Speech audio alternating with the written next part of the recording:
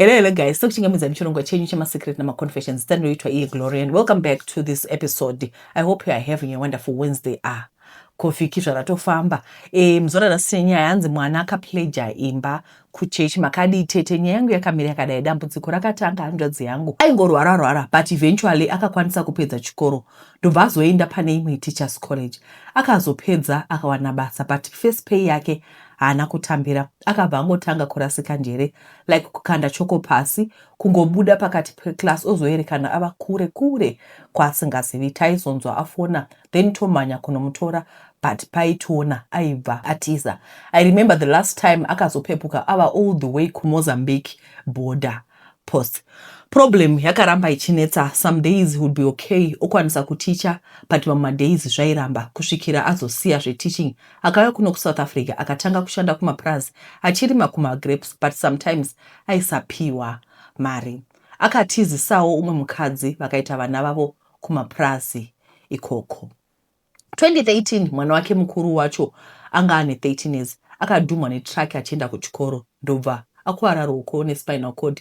Baba vacho vakafambira mapapers kuroad accident fund and lucky zvakafamba zvakanaka. Then 2017 baba vacho vakafambira permit yekuti mwana akwanise kuenda kuuniversity. Vakatofamba vose nemwana wacho vakudzoka vasvika paborder. Baba vacho vakangotanga kuti handichadi kudzokera kuSouth Africa, handidi kukwira bhazi. Mwana wacho ndobva afona zvikanzi tete ndizvo zviri kuno. Ndakakumbira kutaura nadriver ndikati please endesai hanzvadzi yangu to the nearest police station, but munoziva vanhu vemabhazi vanenge vari busy nemabasa avo, so havana kukwanisa kumubatsira. Takarara usiku hwese tichitaura pafoni, but waitonzwa kuti munhu haasi normal. Mumba medu takazvarwa tiri 8, 4 girls and 4 boys, and aitifondera tese all night kusvika na 5 am, and ukasadavira phone aibva atotsamwa. Ini ndakazomboikana ndikamuti uri kutimutsa but hausiriwo, zvikanzi saka mofunga kuti ndinani. Ndakapindura kuti ameno ita zvauri kuda. Takafondera makwasha vedu vaiva kunzvimbo yacho tikakumbira kuti vatsvake munhu kumapolice station, and vakabva vavhura missing person report, but officer akatora nyaya yacho anga akatobata passport yanzvadzi yangu. Zvikanzi munhu anongona 5 am ari unconscious, akaendeswa kuhospital. Hanzi paapepuka anga ari violent, akadestroy property yemuhospital imomo. Saka security team pahospital yakamupfura 3 times pamutsipa ndokubva afa. Takamuviga zvedu.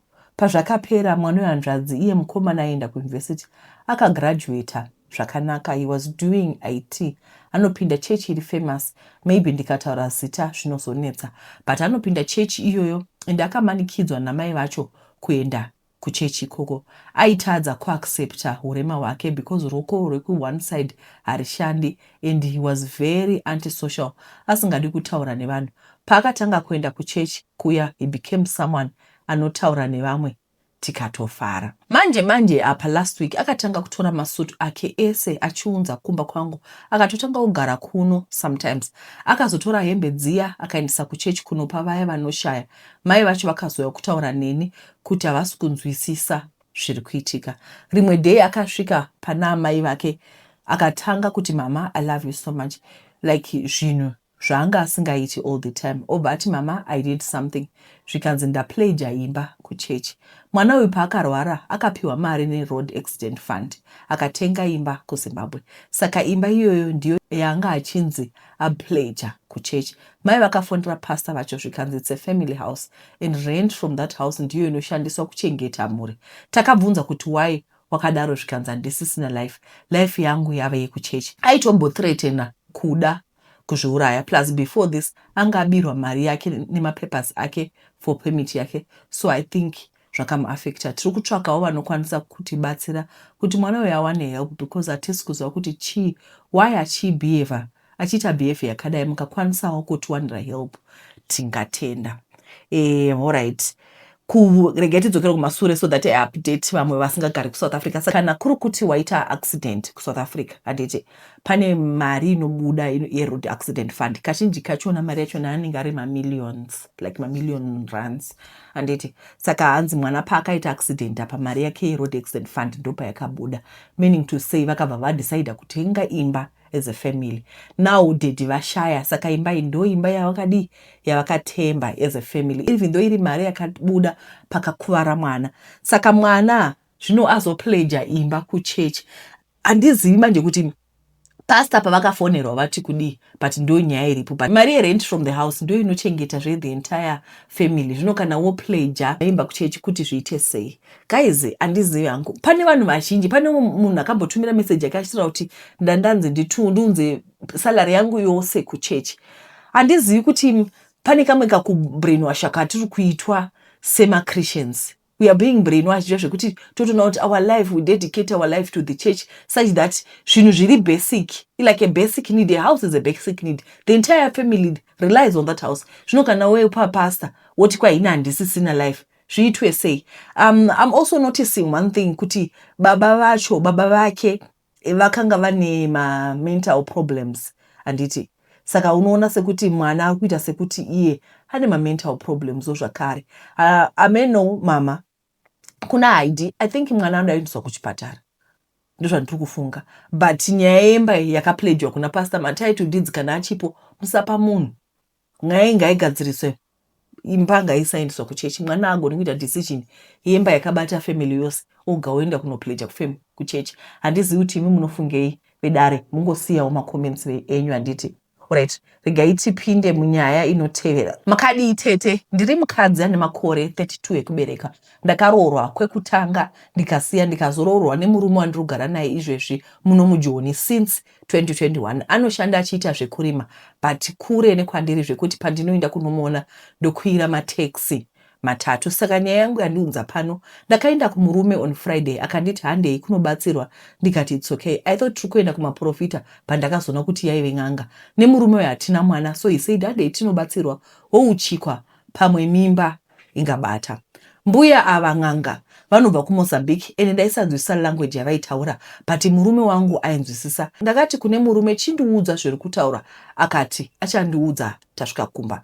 Zvimwe zvacho mbuya vaitsanangura neEnglish. Tiri pakati penyaya dzacho mbuya vakamboboilisa mvura ikaiswa mu20 liter bucket, tikanzi tibvise hembe dzese tifukire imwe mishonga ichipfungaidzwa paside. Ini ndakanzwa kuda kurutsa ndikabudisa musoro for about 30 minutes.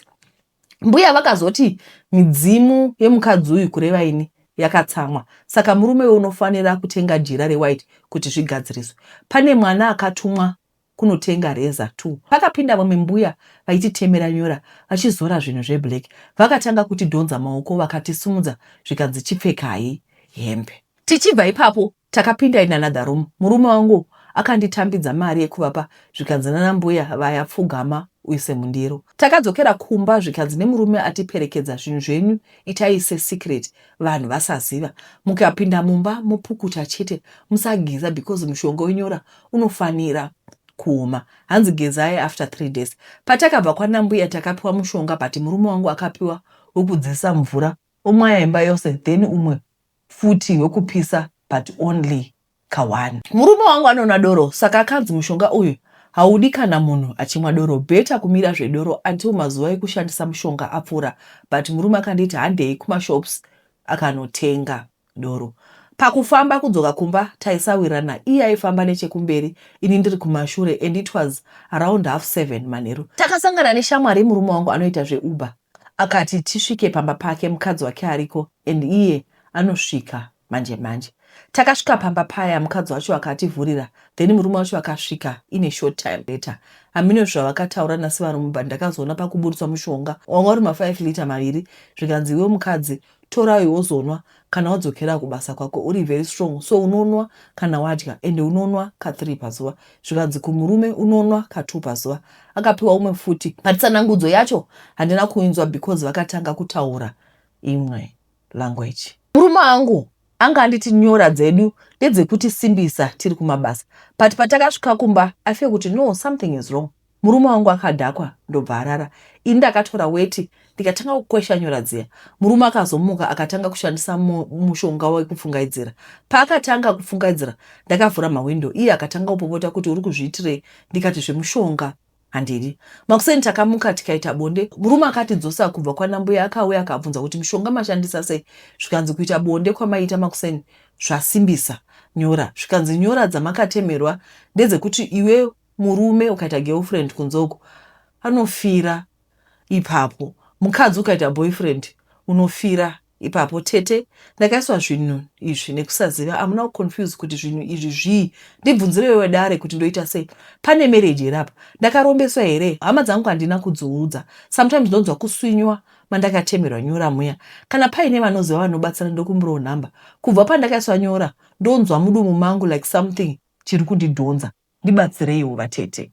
Hey, mukaona nyaya iyi, mudzimai akaenda kunovhizitira murume wake vachingosvika hanzi veitobatsigwa. Tiri kubatsigwa chii? Ndaida kutombobvunza kuti ko tiri kubatsigwa chii? Pazasi ndobva vati hatina hedu mwana saka tiri kunodii, tiri kunouchikwa. But unozoona kuti nyaya ikaenda kuzasi zvakuita senge vakaiswa mushonga unonzi chigira zve kunge runyoka.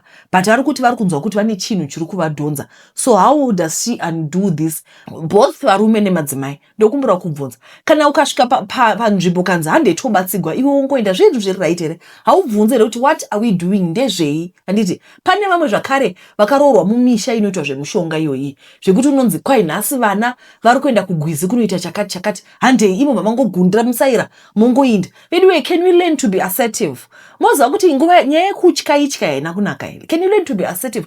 Kuva munhu anoita speak out kuti ndaida kubvunza kuti ndezvei zvatiri kuita, what are we doing, ndezvechii chaizvo, because unongosvika ungopinzwa muzvinhu usingazivi iye zvinova kudhonzewa. Ndoda kubvunzawo kuti kune vanoziva, what do you think chii chakaitiwa? Akaiswa runyoka here kana kuti pane zvimwe zvakaitiwa? Pati runenge runyoka. Kuvanhu vakuru vari pano mungotisiirawo maansa. Vari kuti vedu ndokumbirawo mundibatsirewo, I don't know kuti ndoita sei. Alright, regai tiverenge nyaya inotevera.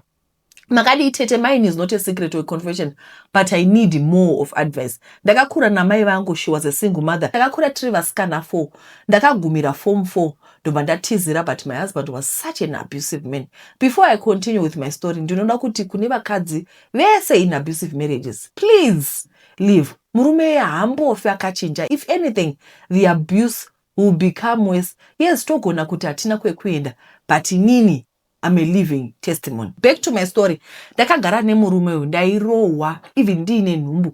Kungobvunza kuti manga muri kupi, ndairohwa. I remember one time tete vakauya husband sister vakandibvisa pabed yangu zvikanzi muroora anorara pasi kana tete varipo. Ndakaudza vamwe nenyaya yacho, murume akabata mamessage ndikarohwa. I tried to go kumapurisa, but fear of the unknown, kuti akasungwa vana vanozodii. So I left it alone. Ndakazosiya murume and started dating someone else, but mai vangu vakati havamudi. So there was someone else aiva hama kune murume wandakasiya. He would often help achitumira mari. Eventually akandipfimba. And my mother said ndiye munhu ari right for me. But tete, this man was even older than my own father. Amai vangu munhu wekuti kana usina chauri kuvapa, she would complain so much. So I refused that old man ndikaramba. Ndine the one my mother rejected. Mvunzo wangu ndeyekuti zviriko here kuti ana mai vanotida just for money and even push daughters to date older men. By the way, ndakanga makutaura kuti the abusive husband would even lock us outside of the house chero kuchinaya. I remember ndakambokwira bhazi kudzoka kuna mai, but since I had nothing to offer mai vangu, vakandidzinga nemwana wangu. Ndakarwadzwa tete, zviriko here zvinhu zvakadai. Mune Zimbabwe, I think tiri kudzidza kubva kumastori evamwe vanhu. I don't know. Ndokumbura kuti video ino ndokumbura kuti tiishare nehama dzedu, especially vanhu vari abusive relationships, both men and women. Nana mai vedu. Alright. Pane pandibata pekuti vatete vakauya kumba zvikanzi muroora anovata pasi kana vatete varipo. Handiti ndokubva ake muroora adzika, asi ndobvaudza vamwe nekuti ndo zvaitika mama kuno, ndokubva haidi arohwa. Guys, panyaya yemaboundary apa toita sekuti kune vana tete vanotonga. Ndoziva kuti muri varoora, asi ndoziva kuti muri vana vatete futi. Kune vana vatete vanotonga vasingazivi pekugumira. Muda kurara pamubhedha wabhudhi venyu pavanosangana nemudzimai wavo. Anyway, it's fine. Nikana mukauya muchida kuvata ndoti vatai, alright. Vatai, it's okay. Vana vana maboundary, we need to learn kuziva kuti respect. Guys, ngatidzidzei kurespect vana maiguru vedu, because she's just a woman just like you. Where you are treating your brother's wife, it's the same way your daughter is going to be treated. Tiri vanhu vakaita sei? Alright, pamwe patauga futi panzi mama, toxic mother. Mama vari kuti pane paaikirwa, hanzi my husband would lock us kuchinaya chichi kwaindokwira ndodzokera kumba because ndakasvika ndisina grocery, mama vokudzosa. Uri kuona kuti mwana ari mupani ari kutsva imotomujambisa momudzosa otomuti dzokera mumoto. Nyaya yangu yakamira yakadai. Ndakapedza form 6 muna 2024 ndobva ndabuda ne13 points. Ndaibhadhira school fees neimwe organization. So pandakapedza ndakaenda kunoita volunteer kuorganization ikoko because pamwe pacho vane maprogram ekuti vanozokubatsira nefees yekutertiary. Maoffice acho ari pasame as Ministry of Education. Ndakatanga kudanana navamwe sei. He was an accountant. Inanga ndine makore 21 and ivo vari kuma 30 something or 40. I did not know kuti munhu atori nemukadzi ofishi taitoshanda naye paorganization iya. Takaramba tichidanana. Baba ava vana mwana nemukadzi wavo. November 2025 ndakaita nhumbu but handina kuzviziva until time yafamba. Muna January ndakavati tenga pregnancy test and he brought 2. Vakandibatsira kushandisa because ndaisaziva kuti inoshandiswa sei. Vakanditi toita 1 ipapo tiri tested then imwe yacho ndonoita neweight yemakuseni kumba. Both tests akabuda ari positive and he was very happy. Akatanga kuronga nyaya dzekunobvisa mari kumba kwedu. Vamwe sisi vangu vakatanga kususpecta kuti ndine nhumbu, vakati ndiite pregnancy test pamberi pavo. Takaenda kumashop vakatenga test ikabuda iri positive. Vakatanga kubvunza kuti nhumbu ndeyani but ndakaramba kutaura though ndina vamwe sisi vangu vaiziva chokwadi. Nyaya yenhumbu payakabuda sisi vamwe vacho vakabva vati manje toita sei. Murume uyu ane mukadzi kudhara plus she was a friend nemukadzi uyu. Imwe problem yapa organization papo zvaisatendera kuti mavolunteer vadanane nevashandi but I did not care because inini murume uyu ndaitomuda zvekudara. Sisi vangu vakanditi ndibvise nhumbu yacho but ndakaramba. Then on my birthday murume akanditi handei kuskani tione kuti nhumbu yava nemwedzi mungani but sisi vairamba vachiti I must have an abortion and that night ndakaitwa confusion vachindisa pressure. Sisi vakadaidza vanhu vakauya kumba the next day zvikanzi tauya kuzobvisa nhumbu. Nhumbu yakabviswa tete. Ndakaudza murume zvakaitika and he was very angry. Nanhasi haasi kutaura neni. Ndakambozama kuvataudza but havasi kuda. Sisi vangu vakaenda kwavari vachipopota kuti vari kudanana nemwana mudiki. Tete ndaita give up. I will never have another boyfriend kana havasiri baba ivava. Handidi umwe munhu. Saka ndikutokumbirawo advice tete because inini murume uyu ndomudisa zvangu and ndiye wandakapa moyo wangu and I wish kuti tidzokerane. Ndobva ndatomuitira mwana because izvezvi ndakuziva kuti handiwo vane problem yekuita mwana. Saka like we kept on talking maaudio aitumira maaudio. Okay, akanditi iye anotumira mufesi mamessage. Akatumira mufesi mamessage, mufesi anotora mamessage unoratidza sisi vani sisi vemusikana kuti onai muningi wenyu ndiye akuramba achitaura neni. So he doesn't want anything to do with her but girl ari kuti inini I'm not ready. Ndoda mukoma, ndoda murume uyu ndiye woga wandinotoda for the rest of my life. Ndoda kutomuitira mwana pakaipa. Saka ani maoko ekutanga nyaya yangu yakamira. Ndakapedza form 6 2014 ndobva ndabuda 2024 ndobva ndabuda ne13 points. This is an intelligent child who has a bright future kumberi. She has 13 points. Heidi, handina kunge ndataura newe the other day ndichida kutaura pamusaka pefuture yako. You need to build a future. Sometimes we can want to follow my emotions kuti munhu ndomuda ndiye wandinotoda ndiye wakadi.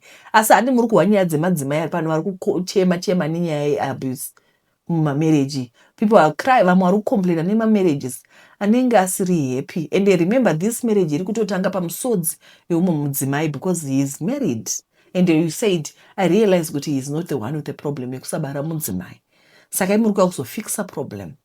Isusu hatisi ana Bob the builder vanouya kuzobuilda vamwe vanonenge vane maproblems avo. I need you to choose you. Because right now the guy ari kutokuramba but you muri kuramba wakabata uchingoti I ndiye wandinoda. But you have a brighter future. Can you work on getting a better future? Usiyane nenyaya dzekuti uda kuitira vanhu nhumbu. Saka nemurume pabasa uda kutomugadzira maproblems ake. Jehovah ndiye mwari wake uchamugadzira maproblem ake. You focus on your life. Alright. Okay. Tine nyaya, tine chikumbiro kuvanhu vanotumira mavoice notes kuti kwai tokumbira kuti mukwidze voice renyu because ndo forward kama message kuvanhu vanoedita vanotranscribe but hatina chatiri kumbowa makadi tete isai voice so that zviite audible so that you make their lives easy. Makadi tete nyaya yangu yakamira yakadai. So ini ndakatizira ndiri kuchikoro ndiri form 3 muna 1988 ndikaita mwana muna 1999. Kubva 1988 kusvika iye zvino ndingori nemurume wangu Ye. Saka nyaya yangu yakadai so. Murume uyu asati ambobvisa pfuma. Amai vangu vari vapenyu vakangoti kushaya kunowanikwa ngauye tinzwanane ndobva tatanga kufambidzana nevabereki. Kubva ipapo ndine vana vatatu, wokutanga mukomana wemuna 1999, wechipiri musikana wemuna 2002, wechitatu mukomana wemuna 2015. Saka gore rakapera takanetsana, ini ndaishanda kuno kuNamibia. Mafoni taisabvumza kubata saka taiwasiya musefu. Saka ndakaenda ndichinotsvaira mumarooms. Ndichidzoka ndakawana vafona. Pandakavatsvaka nharembozha havana kudavira. Vakazonditsvaka mangwana acho ndobva anditi konei usina kudavira.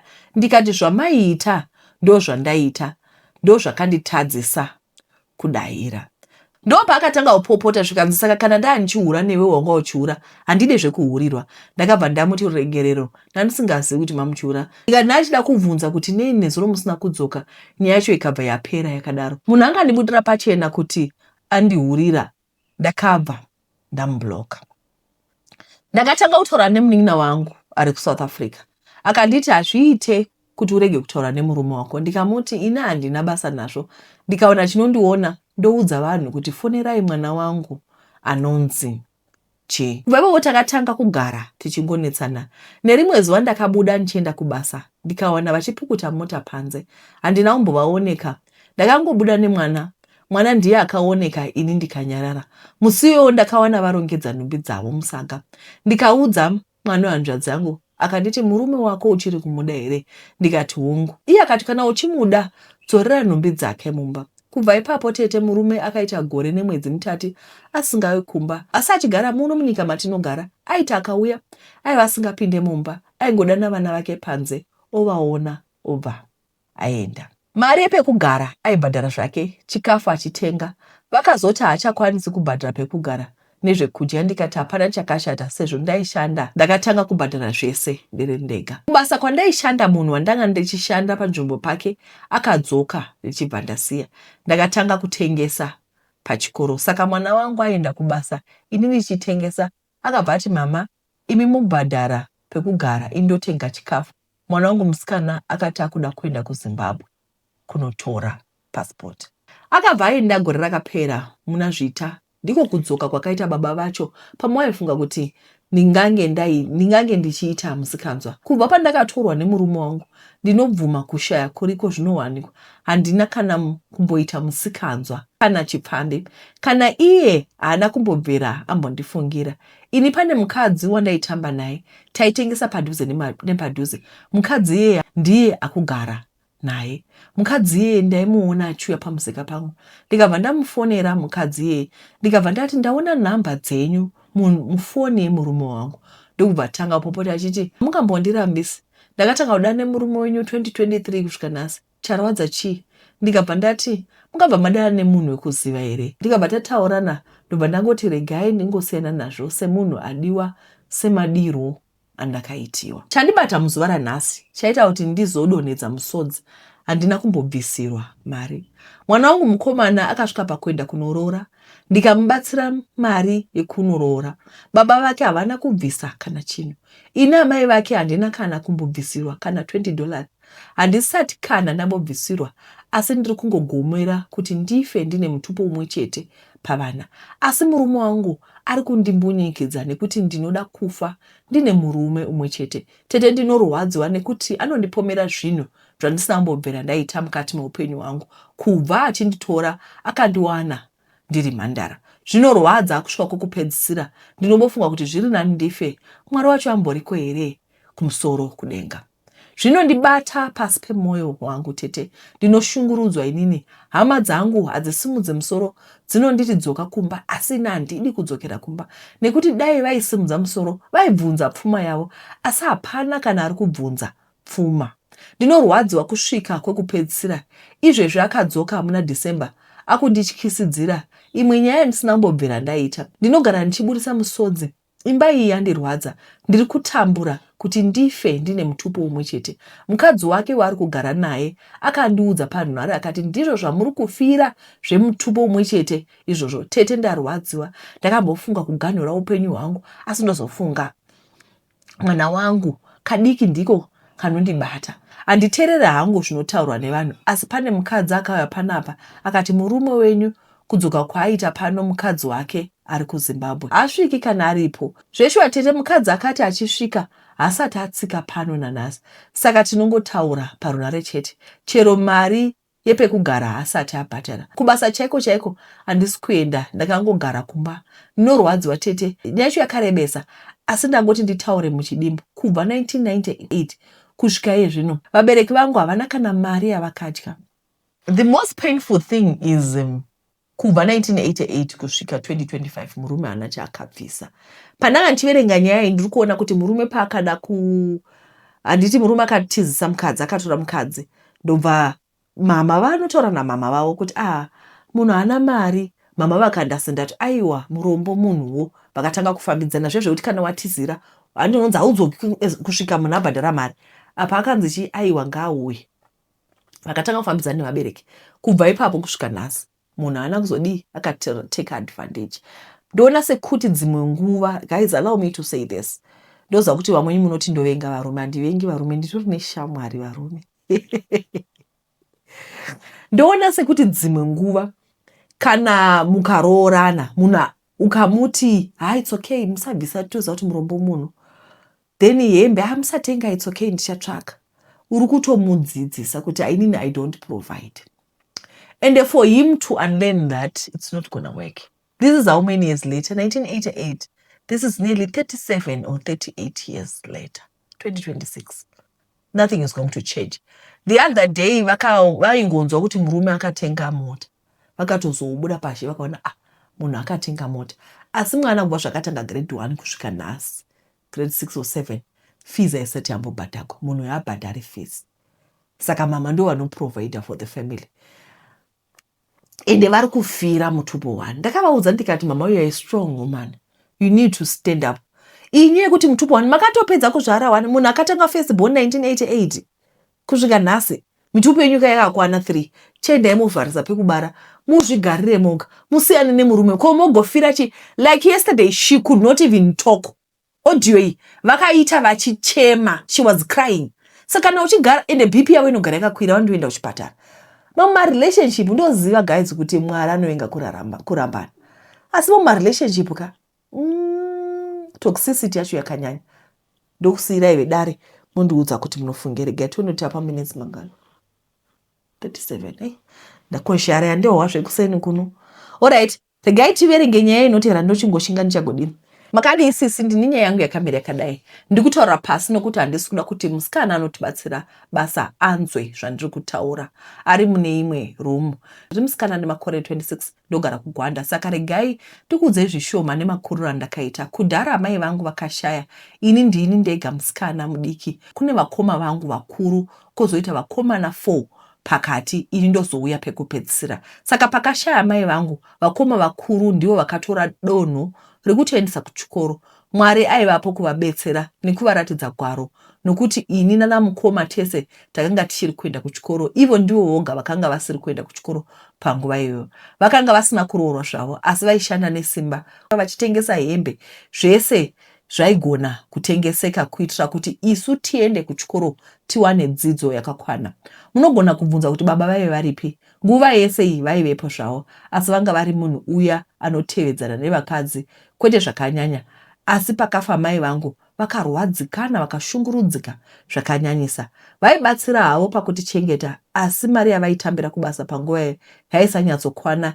Yaingokwana zvinhu zvinodiwa sechikafu, asi kwete mari yechikoro yedu tiri 5. Saka pafamba nguva vakoma vangu vakazoroorwa, ndobva vanditora kuti ndizogara navo, asi vakoma 4 vakasara vachigara nababa. Saka ini nemadzikoma angu takararama upenyu hwanga hwakatosiyana. Kumba kwababa kwaitamburwa, hatingati taive vanhu vaiwana, asi taitambura kudya. Pachikoro futi ndaenda kuzvikoro zvakanaka, nokuti murume wasisi vangu anga ane mari, anga ari mabhizimusi aimuwanisa mari yakawanda. Saka ndakakura ndichigara zvakanaka zvekuti vanhu vaisatoziva kuti ndiri mainini, vaitofunga kuti vakoma vangu nabamkuru vaiva vabereki vangu, nekuti ndaisatombotaura nezvevabereki vangu zvakanyanya, uye ndakanga ndisinganyatsorangarira nezvavo nekuti vakashaya ndichiri mudiki.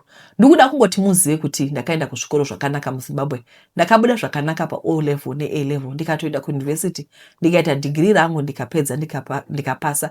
Zvino ndakutoshanda, ndakasiya basa, ndakuda kutotanga business rangu. Zvese zviri kuenda zvakanaka, asi dambudziko guru nderekuti iko zvino ndakura, ndakutarisirawo kuroorwa, asi upenyu hwangu hwese handinambobvira ndafunga nezvevakomana. Nekuti vakoma vangu ndichikura vaindiudza kuti chikoro ndo chakakosha. Vaiva nemutemo yakamuomarara panyaya dzevakomana. Saka handina kumbowana mukana wokuita zvese izvozvi. Asi izvezvi ndakura kudai uye ndine business rangu, ndine kabusiness kangu padivi, ndakutarisirawo kuroorwa nekuti ndinoona sekuti zera rangu rakufanirwa kuroorwa. Saka ndakatanga kufambidzana nevakomana, asi ndaingorasiswa. So vakoma vangu business ravo rakatozokura zvakanyanya zvekuti vakange vava nezvitoro zvekupfeka nezvekudya, atova munhu anozikanwa, vatori vanhu vane zvinhu zvavo, vane mari, vanotoverengwa pavanhu vane mari munharaunda yandinogara. Saka ini nekufamba nekuda kunzwa kuti chii chikuitika nekuti makore aenda uye zvikuitika hazvisiri izvo zvinofanira kuitika, ndakaenda kuvanhu vakasiyana siyana, asi kwese kwandaienda vaisandiudza chaipo chaipo paive nedambudziko rangu. Vaingonditi wakapiwa chikwambo, saka ndaingopiwawo munamato kana kungonamatirwa pasina kuudzwa kuti zvaibvepi. Takafamba mazuva apera ayo, ndakarwadziswa nemunhu wandaifambidzana naye. Ndakarwadzwa zvisingaiti, ndikati regai nditange kufamba ndisati ndatsvaka umwe kuti ndigozvigadzirisa. Ndaisimboti pandaifamba ndaiudza vakoma zvese nemo, asi iko zvino ndanga ndakubhoikana nekuvaudza zvandange ndaudzwa kwandinofamba. Saka ndakazozvibata kuti vakundishandisa, vane zvikwambo zvinoita mari, zvinoita kuti business ravo rifambe zvakanaka. Zvikwambo zvacho zvinoshandisa ini. Handidi kunyepa sisi Glory, ndakarwadziwa nekuti vakoma vangu ndaivaona samai vangu. Zvekuti izvezvi ndichiri kurwadziwa, chinondirwadza ndechekuti mukuona madzikoma 4 ari kumusoro kwangu uku, vese vakatengerwa mota kuti vawane zvinovabatsira muupenyu. Mandatengerwa mota hombe kudarika vamwe vose. Ndingangotiwo ndakatengerwa sechipo chepaChristmas ikatongouya kumba. Iko zvino zvakurwadza nekuti ndakuziva kuti zvese izvi zvinobvepi, kuti ndivabvunze hazviiti, nekuti ndinovada vakoma vangu zvisingaiti, nekuti vakatora chinzvimbo chamai pavaiva vashaika. Munhu akandichengeta, ini hangu handidi kunyepa, vakandichengeta zvekuti hapana chandaishaya. Kunyange kuchikoro tisu tainzi vana vane vabereki vane mari, tichienda kuchikoro nemota, tine zvese.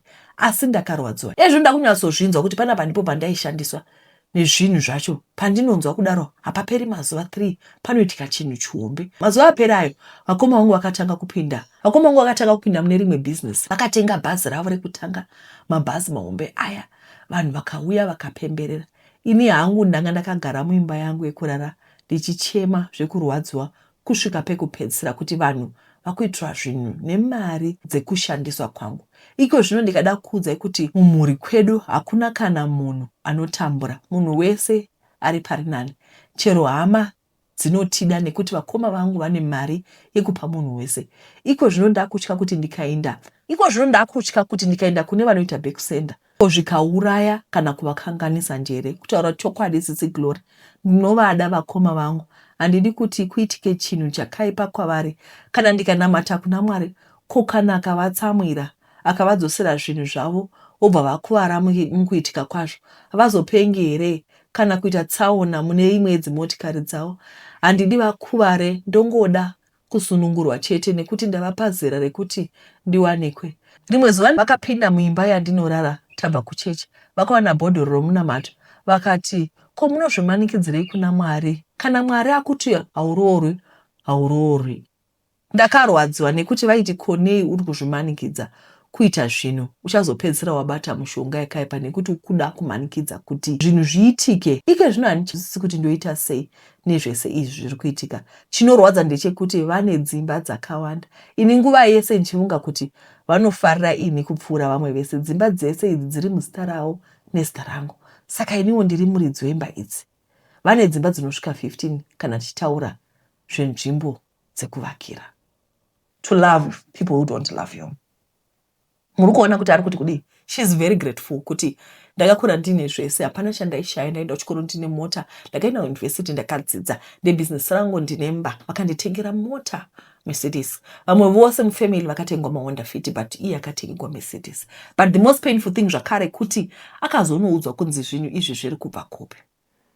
Ende ivo vakati, koma zvimanikidzirei kumainini kurogwa? Makuda kudozvinetsa nekuzvimanikidza, kana wangu haurogwi. Ndiyo pain yekuti munhu anouya sekuti okuwana you're struggling to have a child. Munhu ouya kuti mozvinetsawo imi. Magara hamuzvari. Imi, zvinhu zvinorema kuaccepta ireality yekuti handizvari. Asika, regai, why should you force it in my face kuti hauzvari? Regai tidile nazvo slowly. Wekumala vanoti kang'ono. Why would you want to do that? Ini kuna ID, what I can say is sometimes it's better kutobva panzvimbo. Moza physical chaichai. Unogara nasisi full time. Pamwe ndivo vanenge ndivo vakatokusacrifice. Sometimes kubva panzvimbo physically kuzvibvisa pavanapo. Unotozona kuti ukabva physically ukaconcentrate na Jesus. Chita zvaJesu chete. Sezvo since you're educated, kokuenda kana kuna na UK kana kuenda kupi. Wotanga a different new life. Hanzi pane madhimoni enzvimbo. Kubuda munzvimbo chaiko kunokusunungura uye kuva nerelationship naMwari. Vedare ndokusiyira inyaya mondiudza kuti munofunga kuti kudii.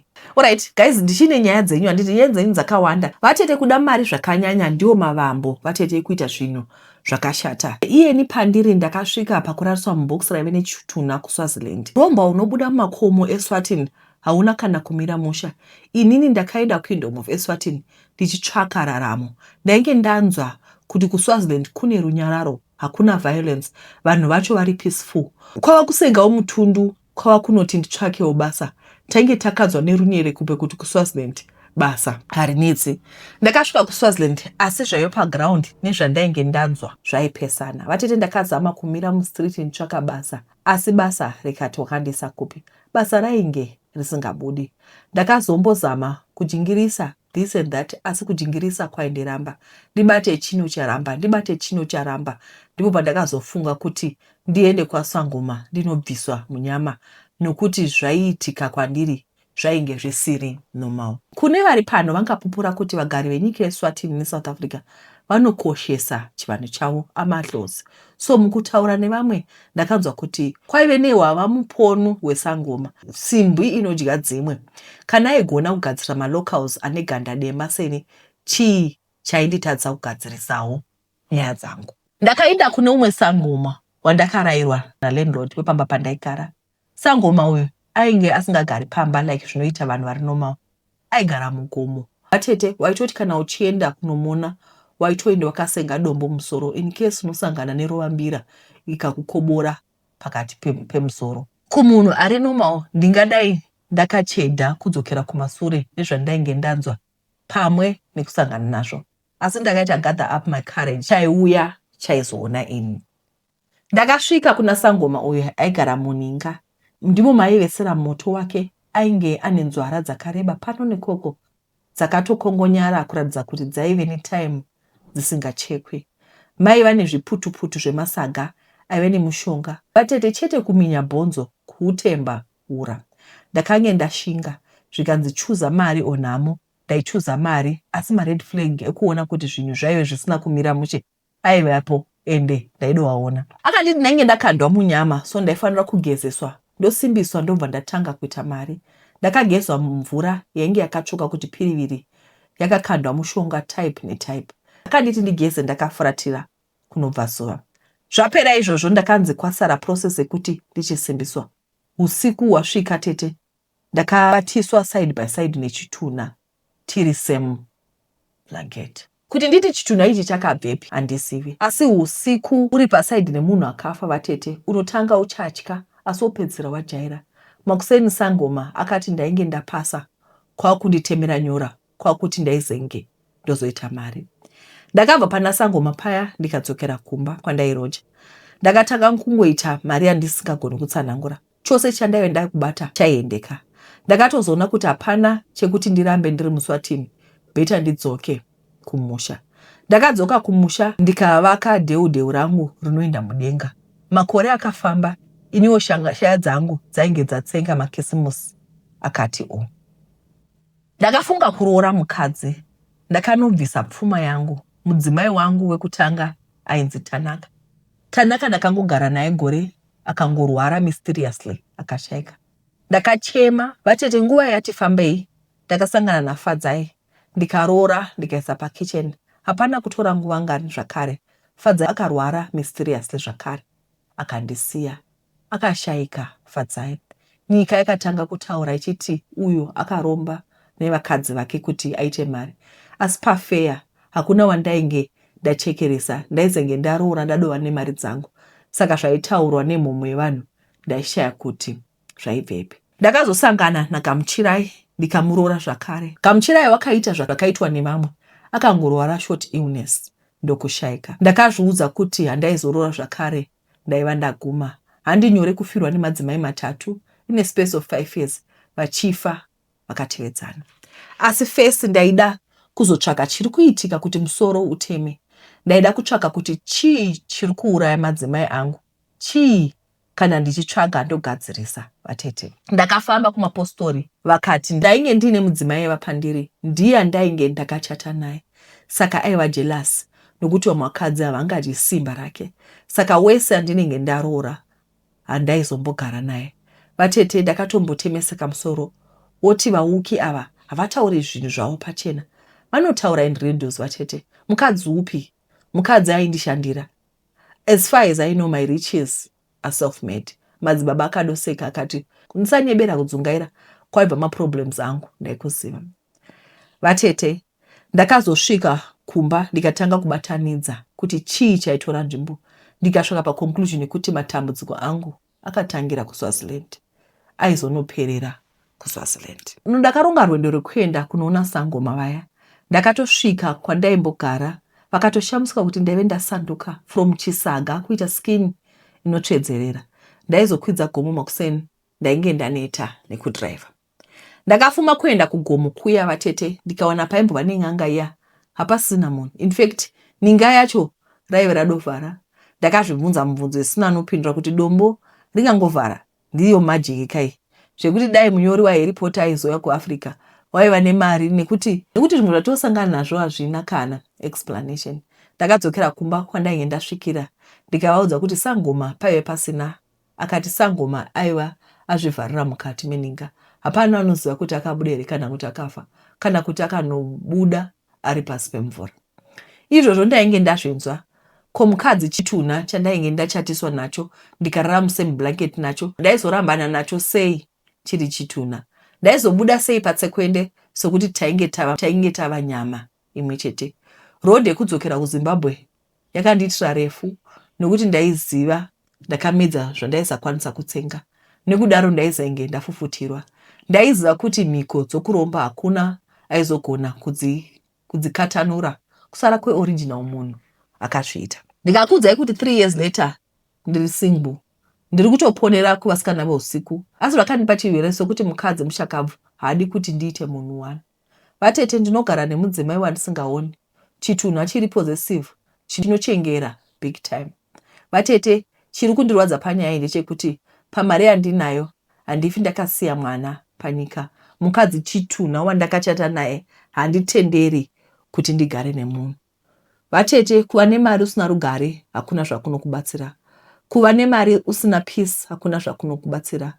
Vatete vakadzi vanozvikanda pandere, asi ndikakuudza kuti handina hanya navo nokuti ndinoziva kuti ndikaroora tinongomuvika. Upenyu hwangu uchazovei nhai. Ini ndinongoti vanorombesa ava dai vachingogara vataura chokwadi, munhu oramba achiziva makwenzi acho nekungokurova nezisurprise. Ndainge ndashinga wani kurara neChituna whole night. Manje zvekuti ndive married kuChituna my whole life hazvishandi. I did not choose zvakadaro. Guys, I need to make something clear here. Kune vanhu vose vanondifonera muchida kuti ndikupei nhamba dzen'anga. I want to make this clear. Handina n'anga yandinoziva kudai. Handina n'anga yandinoziva. Changu kuya makuseni ndogara padeski rino, ndovhura kompyuta yangu, ndoverenga nyaya. pane munhu wekuti anogona kukutsoma ugoshaya kuti woita sei, vedi wendipe ing'anga. Ndoiwanepi ng'anga ini? I need to make this clear. Inini I'm a Christian. Number one. Number two, okay, I need to make something clear zvakare. Pane situation yekuti inini ndine vana 3. Ndine vana 3 kudaro vana vangu vano outgrow hembe zviri fast. Just like most of you ladies who are watching. Right now we are going into winter. Hembe the last winter because these kids they grow so fast. Saka unotozoona kuti my wardrobe, like my bedroom also, my wardrobe azara, so we need to clear the clothes. Handiti. So kana wadaro woti guys ndiri kutsvaka vanhu vangatora hembe idzi. Pana mama wakauya pano akati ndiri kutsvaka vanhu vangatora hembe because ndoshandira Murungu. And like I'm explaining, every season we update our wardrobe. Life inoraramiwa kune dzimwe nyika guys, ndiri kutaura nevanhu vari kuZimbabwe, ndeyekuti kana ndichida kutenga hembe ndoenda netrolly, totora hembe todzisa mutrolly. Like we have a lot of clothes. Handisi kudada. I need to clear something. Saka kana ndikati guys ndine mabhegi hembe dzandinoda kupa vanhu, ndiani who needs clothes dzevana? Munhu ondibvunza kuti hamusi kutirombesa here? That is rude. Muri kuzvinzwa? The fact that I read stories dzekuromba pano does not mean kuti inini ndinorombesa vanhu. Mushonga wandinoziva intolwane nemunun'wana. Masviwa? Kana muchiziva kuti mimi you don't need these clothes, please don't even bother yourself. Because it's offending. Zvino-offenda kuti kana ndikukuoffer chinhu woti kwai hamusi kutirombesa here. Last time takati tiri kuita Mother's Day, zvikanzi hamunotirombesa here. Kana kuti munhu anotenga goti miko kubvunza kuti hamuna kuisa zvinhu zvenyu mukati here. What are you saying, guys? Zvinhu zvinorwadza. Kuti saka what exactly are you saying? Muri kuti kudini?